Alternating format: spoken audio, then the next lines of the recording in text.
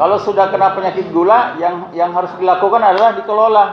Memang sembuh mungkin tidak akan sembuh, tapi bisa dikelola bagaimana supaya gulanya terkontrol, tidak terjadi komplikasi. Itu yang penting. Nah, kemudian dilakukanlah pendekatan seperti ini, disebutnya pendekatan lengkap komprehensif, mulai dari pencegahan, pengobatan sampai rehabilitasi. Tujuan kita yang pertama adalah bagaimana gula darah ibu terkontrol. Yang kedua, bagaimana gula darah yang pada ibu tidak menyebabkan komplikasi. Kemudian yang ketiga, ibu bisa sehat, hidupnya berkualitas, bisa sholat, bisa rekreasi, bisa melakukan aktivitas sehari-hari, ya bisa melakukan ibadah ritual sehari-hari, bisa melakukan hubungan sosial yang lebih baik. Jadi hidupnya berkualitas, itu yang penting.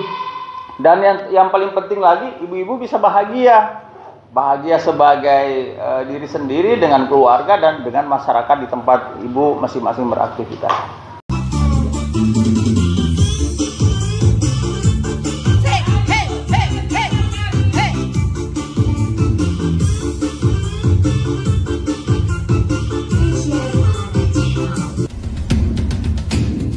Ini tentang kesederhanaan, keseimbangan, toleransi, dan akulturasi.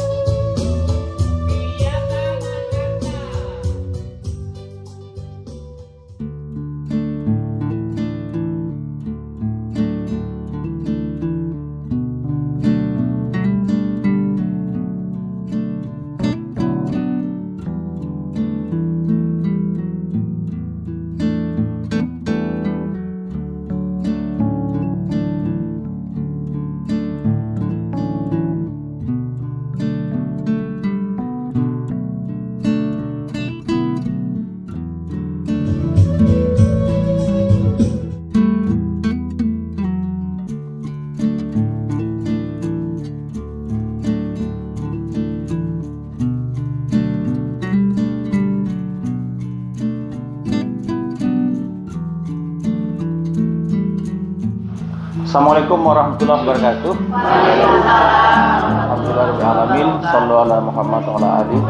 Bapak Ibu sekalian, alhamdulillah pada hari ini kita kembali bertemu dalam keadaan sehat walafiat. Ya, insya Allah ke depan kita selalu sehat ya. Kita berdoa. Salawat kepada Rasulullah Muhammad SAW kita sampaikan, mudah-mudahan kita semua menjadi umat yang istiqomah menjalankan perintah Rasul. Allahumma shalli ala Muhammad wa ala ali. Bapak Ibu sekalian, tadi kita sudah bersama-sama mengikuti kegiatan senam ya, senam sehat. Bapak Ibu, Prolanis atau program pengolahan penyakit kronis ini merupakan program yang dicanangkan oleh BPJS Kesehatan untuk pengelolaan penyakit kronis. Ada dua ya yang masuk Prolanis, yaitu diabetes mellitus atau penyakit gula ya, dan hipertensi atau tekanan darah tinggi. Nah, selain Prolanis juga punya program Bu, namanya rujuk balik. Jadi program rujuk balik atau PRB. PRB ini sampai sekarang ada 9 penyakit ya. Jadi kadang kalau ada ibu-ibu yang masuk dalam kategori 9 penyakit ini, kita biasanya rujuk ke rumah sakit ya, untuk dikelola di rumah sakit, dilakukan pemeriksaan oleh dokter spesialis di sana, kemudian dilakukan pemeriksaan penunjang, ada pemeriksaan lab dan sebagainya, radiologi ya. Kemudian setelah terkontrol dikembalikan ke klinik ya, atau ke fasilitas kesehatan tingkat pertama. Nah, 9 penyakit itu diantaranya yang pertama penyakit gula ya, diabetes mellitus, hipertensi, penyakit jantung, penyakit ginjal, penyakit paru obstruksi kronik ya, seperti asma ya, PPOK ya, kemudian epilepsi ya. Penyakit-penyakit itu biasanya kalau datang ke kita setelah dilakukan screening, dilakukan pemeriksaan, kita rujuk ke rumah sakit untuk dikelola di sana sampai terkontrol, kemudian dikembalikan ke kita untuk dikelola di FKTP. Jadi ada Prolanis, ada program rujuk balik. Nah, kalau Prolanis sendiri salah satu kegiatannya program rujuk balik juga. Jadi yang anggota Prolanis seperti Ibu yang diabetes dan hipertensi, kita kirim ke rumah sakit dulu ya, untuk mendapatkan pengelolaan di sana, kemudian dikembalikan ke klinik. Nah, kegiatan Prolanis itu ada beberapa. Ini saya ingin ingatkan karena kita mungkin baru 2 bulan ini memulai kembali kegiatan Prolanis. Yang pertama, pemeriksaan kesehatan teratur ya. Jadi buat penyakit gula atau hipertensi ya minimal 2 minggu atau sebulan sekali Ibu ke klinik untuk diperiksa ya, dicek gulanya, di tensi, diperiksa yang lain ya, mungkin ada keluhan yang lain. Kemudian kita lakukan rujuk ke rumah sakit untuk pengelolaan di sana sampai terkontrol, kemudian dikembalikan ke kita. Nah, kontrol selanjutnya di klinik. Kemudian setelah itu ada kegiatan lagi seperti senam ya kan, senam sehat ya. Nah, senam ini secara khusus kalau di klinik kan pelaksanaannya seminggu sekali, tapi sebaiknya Ibu melakukan senam itu minimal 3 kali seminggu ya, 3 kali seminggu, 150 menit sekali senam ya. Kalau tiap hari berarti 30 menit sehari ya. Jadi, nah senam ini juga bisa diganti dengan kegiatan fisik. Contohnya ibunya bekerja, kalau ada yang bekerja di sawah, bekerja di kebun ya, atau kegiatan fisik yang lain ya, menyapu, mencuci dan sebagainya, itu bisa tergantikan, tapi minimal setengah jam ya. Kemudian kegiatan yang tidak kalah penting adalah edukasi ya, seperti yang kita laksanakan hari ini, saat ini. Jadi edukasi ini untuk meningkatkan pemahaman Ibu, memberikan pencerahan, meningkatkan pengetahuan tentang penyakit yang Ibu derita, baik itu diabetes maupun hipertensi. Jadi setelah saya menjelaskan beberapa hal, mengingatkan kembali tentang penyakit gula atau hipertensi, setelah itu Ibu bisa bertanya. Mungkin ada sesuatu hal yang belum jelas, silakan ditanyakan kepada saya atau kepada perawat atau staf yang ada di klinik ya. Termasuk bagaimana pengelolaan Prolanis dan bagaimana contohnya untuk kunjungan ke rumah sakit, begitu pula sebaliknya, ya. Itu yang penting. Jadi memang penyakit kronis Bapak Ibu sekalian tidak bisa sembuh ya. Kalau menurut perjalanan alaminya, memang penyakit kronis itu tidak bisa sembuh, tapi bisa diobati, bisa dikontrol. Contohnya penyakit gula. Nah, kalau sudah kena penyakit gula, yang harus dilakukan adalah dikelola. Memang sembuh mungkin tidak akan sembuh, tapi bisa dikelola bagaimana supaya gulanya terkontrol, tidak terjadi komplikasi. Itu yang penting. Nah, kemudian dilakukanlah pendekatan seperti ini, disebutnya pendekatan lengkap komprehensif, mulai dari pencegahan, pengobatan sampai rehabilitasi. Ya, itu disebut dengan pendekatan komprehensif atau pendekatan lengkap ya untuk penyakit gula. Ya, untuk mencegah komplikasi. Nah, tetapi tujuan kita yang pertama adalah bagaimana gula darah ibu terkontrol. Yang kedua, bagaimana gula darah yang ada pada ibu tidak menyebabkan komplikasi. Kemudian yang ketiga, ibu bisa sehat, hidupnya berkualitas, bisa sholat, bisa rekreasi, bisa melakukan aktivitas sehari-hari, ya bisa melakukan ibadah ritual sehari-hari, bisa melakukan hubungan sosial yang lebih baik. Jadi hidupnya berkualitas, itu yang penting. Dan yang paling penting lagi, ibu-ibu bisa bahagia sebagai diri sendiri, dengan keluarga dan dengan masyarakat di tempat ibu masing-masing beraktivitas. Jadi kalau ada pengobatan sembuh tapi menimbulkan contohnya tidak berkualitas hidupnya, nah, seperti contohnya kalau penyakit gula ya termasuk bisa menyebabkan stroke. Nanti kalau stroke, hidupnya sembuh mungkin dari stroke tapi tidak berkualitas karena lumpuh sebelah, tidak bisa apa-apa, menjadi beban keluarga ya. Nah, tentu tidak bahagia yang sakit, tidak bahagia yang keluarganya juga.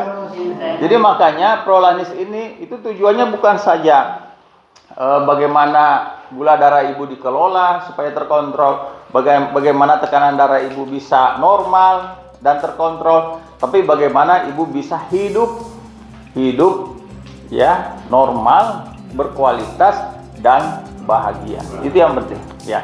Jadi memang kuncinya di situ ya. Semuanya adalah arahnya bagaimana kita bisa hidup berkualitas dan bahagia. Oke Bapak Ibu, mungkin ada yang mau ditanyakan, silakan. Kan benar punya ini lutut. Nah, kalau umpamanya udah senam teh, emang ada rasa sakit. Apakah itu senamnya bisa diteruskan atau berhenti dulu gitu?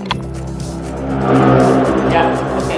Jadi kalau Bunda itu kan penyakitnya di lututnya itu namanya osteoartritis. Ya. Jadi peradangan sendi. Iya,